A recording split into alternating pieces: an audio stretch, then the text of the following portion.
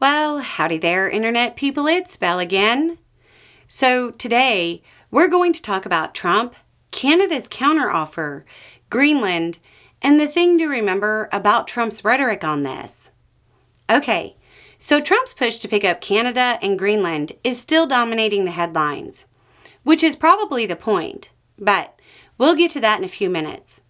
First, let's run through the developments since the last time we talked about this.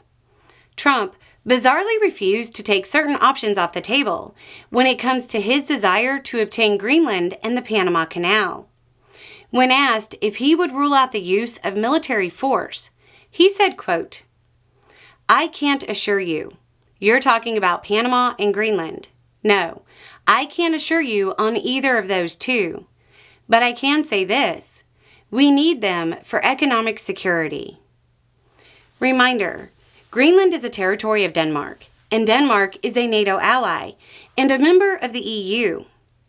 France's foreign minister addressed Trump's threat by saying, quote, "There is no question of the EU letting other nations in the world, whoever they may be, attack its sovereign borders."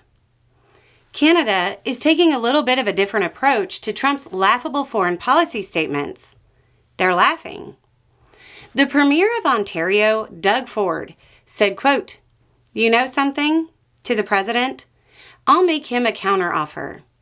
How about if we buy Alaska and throw in Minnesota and Minneapolis at the same time? So, it's not realistic."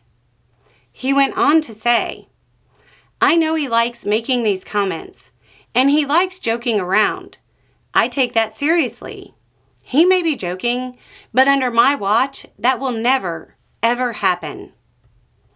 Most people understand that Trump's daydreams with respect to Canada and Greenland stand almost no chance of becoming reality. So the question is, why is he saying stuff like this? It's classic Trump. Give people a large goal that is grandiose, appeals to American exceptionalism, and where it's impossible to measure progress. From now until he leaves office, he can string his followers along by saying things are developing, that there are talks, that things are in motion. He can always go back to this when he needs to change the headlines. Then there's the other part of this that's classic Trump. It gives people an enemy, so to speak.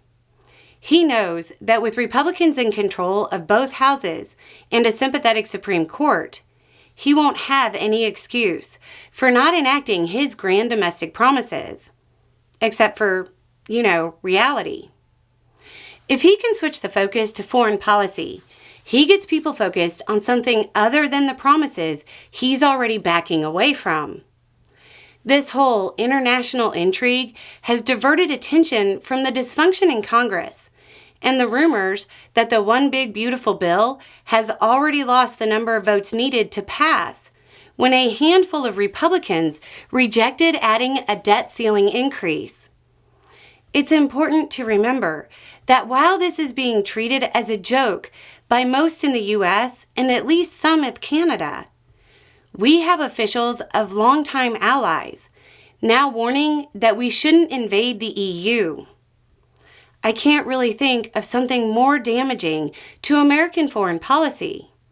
But his term hasn't even started yet, so I'm sure I'll be proven wrong. Anyway, it's just a thought. Y'all have a good day.